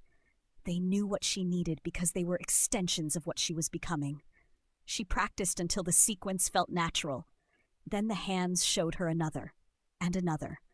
By the time dinner was ready, perfectly prepared, aromatic, plated with the kind of care that suggested the spectral hands were developing aesthetic preferences, Barbara had learned 6 distinct casting frameworks. She ate slowly, thinking. The magic was teaching itself, or rather teaching her to use it better. It wanted to be understood, wanted to be directed with precision rather than approximation, which suggested Voss was right. Chaos wasn't disorder. It was complexity that appeared disordered to anyone operating at a simpler level of understanding. Barbara finished her meal, thanked the spectral hands, which had started to feel less strange, and was preparing for bed when a knock came at her door. She opened it to find Archmage Cornelius standing in the hallway, looking grave. "Miss Bobo, may I come in?" "Of course." She stepped aside. He entered, took in the suite with a glance, the pristine organization, the still warm scent of cooked food, the absence of any maid or servant, and nodded as if confirming something. Lord Victor Penderton has filed a formal complaint with his family, Cornelius said without preamble. His version of events is creative. He claims you assaulted him unprovoked using forbidden displacement magic, caused him severe physical and psychological trauma, and demonstrated dangerous instability that threatens public safety. Barbara absorbed this. His version leaves out the part where he slapped me. It does. However, we have witnessed statements from your classmates, from other cafe patrons, and from the establishment staff. The truth is well documented. Cornelius paused. The complication is that Lord Victor's cousin is married to Emperor Cassius's sister. The complaint will reach imperial attention very quickly, adding to Cassius's interest in me considerably. Cornelius moved to her window, looking out over the grounds. Miss Bobo, Barbara, I need to ask you directly. What happened in Professor Carver's class today? Barbara thought about lying, about downplaying, about protecting herself through obfuscation. She decided against it. I understood something, she said, about what I am. About chaos magic being source access rather than malfunction. About the fact that I've been operating at a fundamental level this entire time without realizing it. And the magic agreed, responded, confirmed it. The candles moved. Everything moved. For about 4 seconds. Because you understood your own nature. Yes. Cornelius turned back to face her. Are you aware of the term Sourceborn? Barbara's breath caught. Yes, something told me, after the Academy sent word of my transformation. Something told you. His tone was careful. Define something. The magic itself. Speaking directly, not in words, in understanding. She met his eyes. Archmage, I know this sounds impossible, but I'm not making it up. I believe you, which is precisely what concerns me. He was quiet for a moment. Sourceborn is a theoretical classification from 400 years ago. It describes a mage with unfiltered access to the fundamental source who has learned conscious control. In all of documented history, there have been perhaps 3 confirmed cases. All of them were politically catastrophic. Why? Because a Sourceborn doesn't fit into existing hierarchies. They're not noble. They're not bound by classification limitations. They represent a form of power that noble magical families can't control, can't predict, and can't match. He paused. Emperor Cassius understands this. If word reaches him that you're not just a chaos mage but a potential Sourceborn, his interest will escalate from acquisition to imperative. Barbara felt cold. What do I do? Learn control, quickly. Master the casting frameworks you're developing. Demonstrate that you're not a threat to stability, that your power can be directed responsibly. Cornelius's expression was serious but not unkind. And be very, very careful about involuntary magical responses. Every incident adds to the narrative that you're dangerous. Every display of uncontrolled power gives Cassius justification for intervention. I'll try. Try very hard, Miss Bobo, because the alternative to success is either execution or imperial custody, neither of which I want for you. He left her with that. Barbara stood alone in her suite, thinking about control, about consequences, about the shape of what was coming. Outside her window, the academy grounds were peaceful.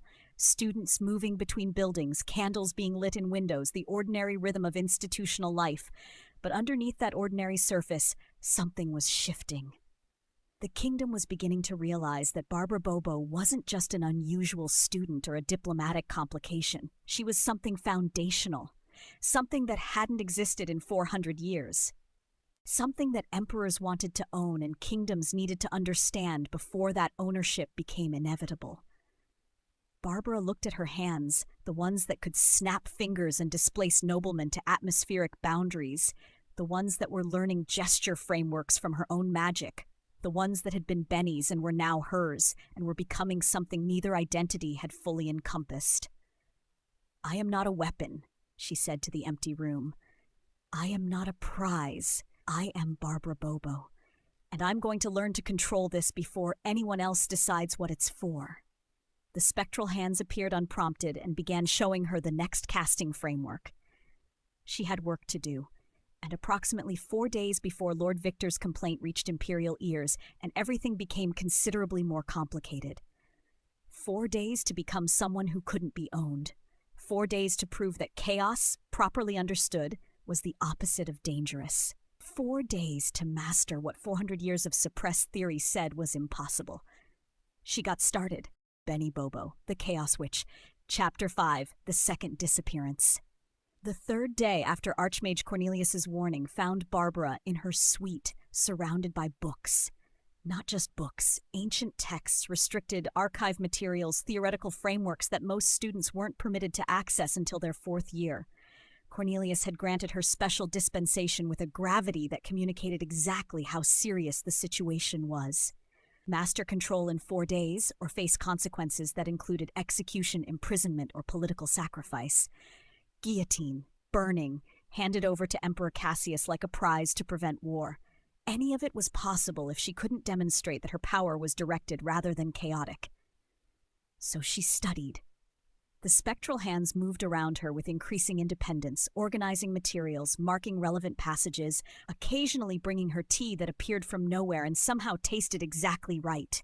They'd stopped feeling like extensions of her will and started feeling like collaborators, separate but aligned, working toward the same goal. Barbara was reading a treatise on historical chaos mages when a phrase caught her attention. In the final years before the kingdom of chaos became the kingdom of final light. She stopped. Read it again. Kingdom of chaos? Kingdom of final light? She'd never heard of either. Barbara marked the page and spent the next hour searching references. The phrase appeared 17 times across 6 different texts, always casually, as if the kingdoms were common knowledge that didn't require explanation. But she'd never encountered them in any lecture, any map, any formal history. By evening, frustrated and confused, she went looking for Professor Carver. She found the professor in her office, surrounded by her own research materials, papers and books stacked in organized chaos that suggested a mind working through something complex. "Miss Bobo," Carver said, looking up, "I'm surprised to see you. I'd have thought you'd be practicing, not reading. I have a question about something I found in the archives." Barbara held up the marked book. "The Kingdom of Chaos. The Kingdom of Final Light. I can't find proper documentation about either, but multiple texts reference them like they're significant." Carver's expression shifted immediately. Surprise, concern, something that might have been recognition. "Where did you encounter those names?" "Historical analysis of chaos mages. The text mentioned final years before the Kingdom of Chaos became the Kingdom of Final Light, but didn't explain what that meant." "No," Carver said slowly. "They wouldn't. That history is selectively taught, politically sensitive." She gestured for Barbara to sit. "What do you know about continental geography? 4 major kingdoms, Venimar, Astoria, Halvain, Durnhold, some smaller principalities." 5 major kingdoms, Carver corrected. "The 5th lies far to the south, larger than all 4 others combined. It's called the Kingdom of Final Light now, but 10,000 years ago, it was the Kingdom of Chaos." Barbara sat very still. 10,000 years ago, Carver continued, the southernmost kingdom was ruled by a king whose family name was Light. He was a chaos mage, possibly the most powerful ever documented. His kingdom was called the Kingdom of Chaos in his honor, and he ruled with a combination of magical might and strategic brilliance that made the entire continent effectively his domain. What happened to him? He disappeared. Carver's voice was matter-of-fact, but her eyes were intense. During a spellcasting event, one moment he was present, casting something that witnesses described as reality bending around him. The next moment, gone. Not dead, not destroyed, just absent. Removed from existence so completely that even magical tracking couldn't locate him. "Like he was displaced," Barbara said quietly. "Exactly like that, but with no trace, no destination, no way to reverse it." Carver pulled a book from her shelf, flipping to an illustration. A man in royal regalia, brown hair, blue eyes, standing before a throne that seemed to be made of crystallized light. His kingdom went into mourning, but they didn't crown a new king. Instead, the noble families who served him made a pact. They would maintain the kingdom in his absence, training each generation in governance and magic, keeping everything ready for his return.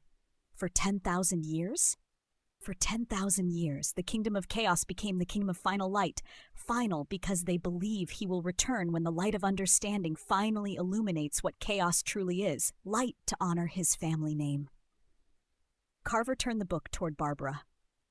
There's a prophecy, recorded by the king's court mages before he disappeared, supposedly part of his final words: he will return, reborn, not resurrected. Brown hair, blue eyes, approximately 15 years old. He will awaken sitting on his throne, and when he does, the age of chaos will begin anew. Barbara stared at the illustration. The face looking back at her was unfamiliar, but the eyes, she knew those eyes. She'd seen them in mirrors for months now. The kingdom of final light, Carver said, exists south of what we call the Four Kingdoms. Technically, all four kingdoms are vassal states to the kingdom of final light, a formality that's been largely forgotten over 10 millennia, but legally binding if their king ever returned. What does that mean? Vassal states? It means Princess Alara's kingdom, all four kingdoms, exist only at the pleasure of the King of Chaos. If he returns, political authority shifts immediately. Alliances rebalance, marriage treaties activate. Carver paused. There's a specific clause. When the king returns, the ruling princess or queen of Venimar must marry him to formalize the vassal relationship. Barbara's stomach dropped. Alara would have to marry him. Yes, it's ancient law, but law nonetheless. Carver studied her. Why are you asking about this, Barbara? Research, Barbara said, which wasn't quite a lie. Understanding chaos magic history, it seemed relevant. Carver looked unconvinced, but nodded. The King of Chaos was never clearly classified. Some texts call him a chaos wizard, some a chaos sorcerer. The distinction matters politically. Wizards are trained, sorcerers are born with innate ability. But his power transcended classification entirely. He was simply chaos itself, given human form and royal authority. Barbara thanked her and returned to her suite in a daze. That night, Barbara sat at her desk, rewriting everything she'd learned. The full history, the prophecy, the political implications. She wrote until her hand cramped, organizing information into something coherent, trying to understand why this felt so important, so urgent, so personally Relias. Brown hair, blue eyes, 15 years old, disappeared during spellcasting, will awaken on his throne. She'd been Benny Bobo. Brown hair, blue eyes, 15 years old, disappeared during a sleeping potion that was really a spell gone catastrophically wrong. The similarities were coincidence. Had to be coincidence. Except chaos magic didn't do coincidence. Professor Carver had said it explicitly. Chaos wasn't random. It was operating at a level of complexity that appeared random to anyone not perceiving the pattern. What if every disaster, every transformation, every displacement had been moving her towards something specific? What if she wasn't just learning to control chaos magic? What if she was becoming what chaos magic had always intended? Barbara's head hit the desk mid-sentence. Exhaustion overcoming anxiety. The quill rolled from her hand. The candles burned lower. She slept. At precisely 4 a.m., every alarm in the Royal Academy of Sorcery activated simultaneously. Not the ward alarms that triggered when students left campus. The deep alarms, the ones that meant something fundamental had gone wrong, something that required immediate administrative response. Archmage Cornelius was dressed and in the main corridor within 2 minutes, wand drawn, prepared for attack or invasion or catastrophic magical failure. Professor Aldwin met him halfway, looking shaken. It's the wards, student displacement. Someone's left the academy grounds. Who? We're checking now. The signature was enormous. More magic than a simple unauthorized departure should trigger. Cornelius felt cold certainty settle over him. Check Barbara Bobo's room immediately. 3 professors ran. Cornelius waited, already knowing what they'd find. They returned within minutes. Empty. Bed slept in. Research materials scattered. No sign of struggle or forced displacement. Just gone. Send word to the palace, Cornelius ordered. Princess Alara needs to know. And get me Professor Carver. I need to know what Barbara was researching in her final hours. The academy exploded into controlled crisis. Students were confined to quarters. Faculty assembled emergency response teams. Magical tracking began, searching for any trace of where Barbara Bobo had gone and how she disappeared so completely that the wards barely registered direction. The message reached Venimar's royal palace before dawn. Barbara Bobo has vanished from the academy. Chaos magic suspected. Location unknown. Princess Alara received it in her chambers, still in her nightclothes, her auburn hair loose around her shoulders. She read it twice.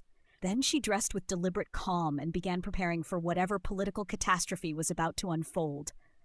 Barbara woke to pressure. Not pain exactly, but the specific discomfort of sleeping upright for extended periods. Her neck ached. Her back was stiff. Her legs felt numb from maintaining one position too long. She opened her eyes to light. Not sunlight, not candlelight. Something crystalline and sourceless, illuminating a space so vast that she couldn't see the far walls clearly. The ceiling arched high above, supported by columns that appeared carved from single pieces of pale stone. She was sitting on a throne. The realization came slowly, incompletely. This wasn't her desk. This wasn't her suite. This wasn't the academy. This was somewhere else entirely, somewhere that felt ancient and important and absolutely wrong. Barbara tried to stand and found her body responding differently than expected, heavier, taller. The proportions weren't quite right. She looked down and stopped breathing. The body she inhabited was male, definitively, unambiguously male. Not the teenage body she'd been born with as Benny, but something older, mid-30s, judging by the hands she was staring at with growing horror. Brown hair fell across her vision when she moved her head. She touched her face and felt the scratch of a beard. No. This wasn't transformation. This was something else, something complete.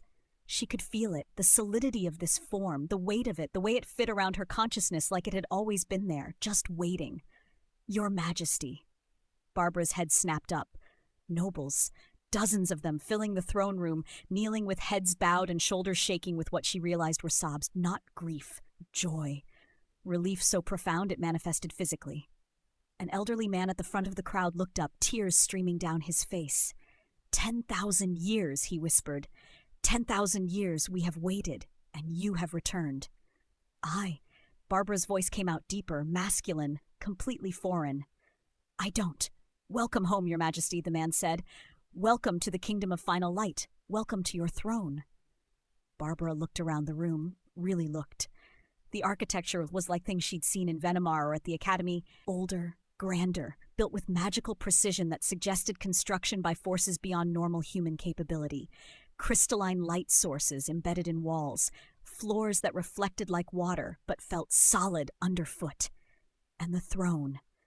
She was sitting on the throne from Professor Carver's book, the one made of crystallized light, the one that the King of Chaos had supposedly occupied before his disappearance. Brown hair, blue eyes, 15 years old. Will awaken sitting on his throne, except she wasn't 15 anymore. This body was older, mature, exactly what a 15-year-old king might look like after 10,000 years if time worked differently in wherever he'd been displaced. Barbara stood slowly. The nobles remained kneeling. Rise, she said, testing the voice, the authority, the shape of command. Please, all of you. They stood as one, hundreds of faces looking at her with expressions of devotion that made her deeply uncomfortable. I need to understand, Barbara said carefully. What happened? Where I am? Who you think I am? You are King Benison Light, the elderly man said.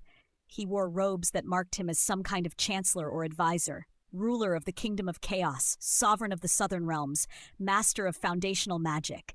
10,000 years ago, during a great working, you vanished. We have maintained your kingdom in your absence, training each generation to serve you upon your return. The prophecy stated you would awaken here in this throne room, and so we have kept constant vigil. Yesterday the throne began to glow. We knew. And now, he gestured at Barbara. You are returned. King Benison Light, Benny's light. Benny Bobo transformed again, but this time into what they had apparently always been. Barbara wanted to scream, wanted to deny it. Wanted to insist this was just another chaos magic disaster, another transformation that would reverse itself once she figured out the right counterspell. But she could feel it, deep in her bones, in the way this body moved, in the connection she felt to the throne and the room, and the crystalline light sources responding to her presence. This wasn't temporary. This was restoration. She looked at her hands again. Large, calloused, marked with faint scars that suggested a life she didn't remember living. Male hands, a male body. After months of learning to be Barbara, learning to exist as female, accepting that identity as real and valid and hers. Who am I, she thought desperately. Am I he again? Am I still Barbara inside? Am I Benny? Am I both? Am I something else entirely? The magic responded to her distress, the crystalline lights brightening slightly, the throne pulsing with warm luminescence. And she felt it, her power, but deeper than before. Not Barbara's carefully controlled chaos, not Benny's wild, unpredictable disasters. Something foundational, like touching the bedrock beneath all classification, all structure, all the careful hierarchies that magic had been sorted into. She was chaos itself, the source before filtering, the potential before manifestation. The king of chaos. And somewhere 3 kingdoms north, in a palace where Princess Elara was just receiving word of Barbara's disappearance, a second message was being prepared. The envoy from the Kingdom of Final Light arrived at Venomar's palace exactly at noon. They wore formal diplomatic regalia, white and gold, the colors of the ancient kingdom, bearing a sealed message marked with the royal crest that hadn't been used in 10,000 years. Princess Elara received them in the throne room with her father, King Edmund, standing beside her. She'd briefed him quickly that morning, explaining about Barbara, about the disappearance, about the chaos magic that seemed to be escalating out of control. She was not prepared for what the envoy said. "Princess Elara of Venomar," the envoy announced formally. "I bring word from the Kingdom of Final Light. His Majesty, King Benison Light, has returned to his throne after 10,000 years of absence. The prophecy has been fulfilled. The age of chaos has begun anew." The throne room went absolutely silent. Elara felt the pieces clicking into place with terrible, perfect clarity. Benny Bobo, Barbara Bobo, chaos magic that transcended classification, transformations that seemed random but moved toward something specific, displacement that sent people exactly where they needed to be even when it looked catastrophic. Not a student, not even a sourceborn. A king. The king. The one who'd disappeared 10,000 years ago and had apparently been living multiple lifetimes since, learning, growing, transforming until he was ready to return. Was Benny the king all along? Was Barbara the transitional phase, the form where chaos learned balance, learned control, learned to be something other than pure destructive potential? Was this his final restoration? Elara's mind raced through implications, ancient treaties, vassal state obligations.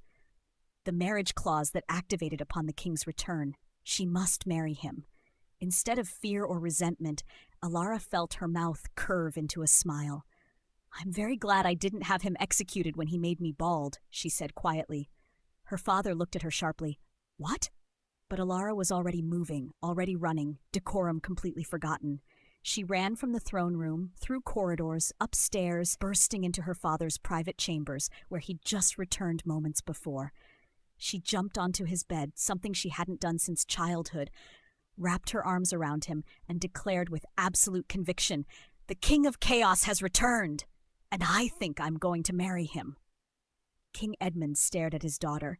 "Ariana, have you lost your mind?" "Possibly." She was grinning, radiant, more alive than he'd seen her in years. "But father, don't you see? This solves everything. The empire, the political pressure, the question of who I marry and when and why. There's a king, an actual legitimate prophecy-fulfilled king who outranks everyone on the continent. If I marry him, we're not a vassal state. We're a partner kingdom. Venomar gains protection, authority, alliance with the most powerful magical force in history. If he agrees to marry you, he will." Elara's smile was confident, because he's Benny Bobo. And Benny, or Barbara, or whoever he is now, is fundamentally decent. He'll do what's right for everyone involved. "You're assuming the King of Chaos is the same person as the student who made you bald." "I'm certain of it." Elara was already planning, already thinking through logistics. Send word to the Academy. Tell Archmage Cornelius what's happened. Prepare diplomatic envoys to the Kingdom of Final Light. And father? She looked at him seriously. Ready the kingdom for significant change, because everything, absolutely everything, is about to be different. At the Royal Academy, Archmage Cornelius received Professor Carver's report on Barbara's final research with growing understanding. She was studying the King of Chaos, Carver said. The Kingdom of Final Light. The prophecy. She asked me about it directly yesterday evening. Did she seem to recognize herself in the description? Not explicitly. Carver paused. She seemed unsettled, like something was resonating that she couldn't quite name. Cornelius looked at the texts Barbara had left scattered across her desk. Research notes about chaos magic being foundational rather than destructive, questions about whether the king was wizard or sorcerer, speculation about what happened during his disappearance. The final sentence she'd written, trailing off mid-word as exhaustion took her. What if displacement isn't random? What if every transformation moves toward, she was figuring it out, Cornelius said quietly, understanding who she was, what she was becoming. And the magic completed the transformation, Carver finished, returned her to her original form. Him, Cornelius corrected. If the prophecy is accurate, if this is truly the King of Chaos returned, then Barbara was a transitional identity. The king is male. They sat in heavy silence. What do? Carver asked. We wait. We document. We prepare for whatever comes next. Cornelia stood, moving to the window, looking south toward where the kingdom of final light supposedly lay, impossibly distant. And we hope very much that the king remembers his time as Benny Bobo fondly enough to not hold grudges. In the throne room of the kingdom of final light, Barbara, or Benny, or King Benison, or whoever this person was now, sat on the ancient throne and tried to process reality. The nobles had explained, had shown him records, prophecies, historical documents, had demonstrated how the throne responded to his presence, how the crystalline light sources brightened when he moved, how the very architecture of the palace seemed to recognize him as its rightful occupant. They'd given him robes, royal white and gold, finer than anything he'd worn in either of his previous lives. They felt simultaneously foreign and perfectly natural, like putting on clothes he'd worn 10,000 years ago and had simply forgotten. He'd tested his magic carefully. It responded. God, how it responded. Not with the wild unpredictability of Benny's chaos, not even with Barbara's careful, learned control. This was something else entirely. Magic that moved through him like breathing, like heartbeat, foundational and effortless. He thought about fire and flames appeared, not summoned but manifested, as if he'd simply revealed fire that had always been there, waiting. He thought about water and rain fell from nowhere, gentle and warm, disappearing before it hit the floor. He thought about earth and the stone beneath his feet rippled like liquid before solidifying again. Not chaos, not classification, just everything. All magic accessible simultaneously, filtered only by his intention rather than his training or limitation. This was what Sourceborn meant. This was what Professor Carver had been describing. Unfiltered access to the fundamental force underlying all magical expression. And he was supposed to rule with it. Benny, because he was still Benny, somewhere under the beard and the deeper voice in the body that felt both strange and correct, looked at the Chancellor who'd been explaining governance structures and treaty obligations. I need time, he said, to understand, to process. This is all happening very fast. Of course, Your Majesty. We have waited 10,000 years. We can wait a few more hours for you to acclimate. The Chancellor bowed. Your chambers have been maintained. Rest if you need. We will be ready when you are. Benny was escorted to royal apartments that were larger than the entire guild hall in Mundell. Servants bowed as he passed. Guards saluted. Everyone looked at him with expressions of devotion that made his skin crawl.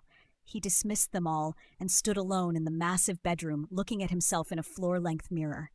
King Benison Light stared back. Not Benny Bobo. Not Barbara Bobo. Something else. Something that incorporated both identities and transcended them simultaneously. Who am I? He thought again, touching the mirror, seeing masculine features that were his but weren't, seeing eyes that were definitely his, the same eyes he'd had as Sam, as Benny, as Barbara, the one constant through every transformation. Am I male now? Was I always male and the female form was just temporary? Or am I something beyond gender entirely, something that transcends the binary I've been trying to fit myself into? The magic didn't answer. It just pulsed quietly, responding to his confusion with what felt oddly like patience. Pre-creation energy, he thought, remembering something Professor Carver had mentioned. Chaos magic as the state before manifestation, before things become fixed, defined, classified. What if that was what he was? Not male or female, but the potential for both, the source before the manifestation, the chaos before classification imposed structure? King of chaos, not because his magic was destructive, because his magic was what existed before creation gave everything specific form. Benny sat on the enormous bed and put his head in his hands. "I miss being Barbara," he said aloud. "I was just starting to figure out who she was." But maybe Barbara hadn't been the answer. Maybe Barbara had been another question, another transformation, another step toward understanding what he actually was. Not man, not woman, not both, not neither. Just chaos. In its truest, most fundamental sense, the potential for anything. The continental response began within hours. Word of the king's return spread with supernatural speed, magical communication, diplomatic channels, intelligence networks, all carrying the same impossible message. The King of Chaos has returned. The prophecy is fulfilled. The Kingdom of Final Light awakens. Astoria sent immediate diplomatic recognition and offers of alliance. Halvane's King Thormund apparently wept with joy at the news, declaring it a sign from the divine that chaos would restore balance to the world. Durnhold's Emperor Cassius received the message in his war room, surrounded by advisors, and went very, very quiet, because Cassius understood immediately what this meant. His interest in Barbara Bobo, in acquiring a potential sourceborn for imperial purposes, had just become monumentally more complicated. You couldn't acquire a king. You could only negotiate with one. And the King of Chaos, if legends were accurate, didn't negotiate from positions of weakness. Cassius sent a formal diplomatic message of congratulations, carefully worded, strategically vague about imperial intentions. And privately, he began preparing for the political reality that everything he'd been building toward, every expansion, every acquisition, every carefully constructed alliance, had just encountered something that couldn't be controlled through normal means, a force of nature wearing a crown. That evening, as the sun set over the Kingdom of Final Light, King Benison Light stood on the palace balcony looking north toward where Venimar lay, where the academy existed, where people he cared about were probably panicking. He'd spent the day learning about his kingdom, his responsibilities, the treaties and obligations and expectations that came with being who he apparently was. He'd learned about the marriage clause, about Princess Alara's obligation to marry him upon his return. The thought made him want to laugh and cry simultaneously. Alara, who'd spared his life when he'd made her bald, who'd sent him to the academy instead of executing him, who'd helped Barbara navigate diplomatic nightmares with patience and unexpected kindness. He owed her honesty, an explanation, some kind of conversation about who he was and what any of this meant before ancient law dictated their futures. But first, he needed to understand his own power. Benny raised his hands and let the magic come, not carefully, not with the controlled precision Barbara had been learning. Just opened himself to it, let it flow through him without filtering, without classification, without any attempt to make it fit into categories it had never belonged to. The effect was immediate and continental. Magic surged from the Kingdom of Final Light in a wave that traveled outward like light from an explosion. Not destructive, transformative. Reality itself rippled, stabilized, rippled again. At the academy, every magical instrument activated simultaneously, registering power levels that shouldn't be possible. In Venimar's palace, Princess Alara felt it wash over her and smiled. In Durnhold's capital, Emperor Cassius felt it and understood exactly how outmatched he was. Across the entire continent, every mage with enough sensitivity felt the surge and knew. Something fundamental had changed. The King of Chaos hadn't just returned. He was reshaping reality to remember what it had been before 10,000 years of his absence. Benny lowered his hands and looked at what he'd done. The sky above the Kingdom of Final Light was no longer normal. Aurora lights danced where there should be none, colors that didn't have names, patterns that suggested mathematics beyond mortal comprehension. "I'm sorry," he said to the air, to the magic, to whoever he was becoming. "I'm still figuring this out. I don't know what I'm doing." The magic pulsed warmly, something that felt oddly like reassurance. "You don't need to know," it seemed to say. "You just need to be."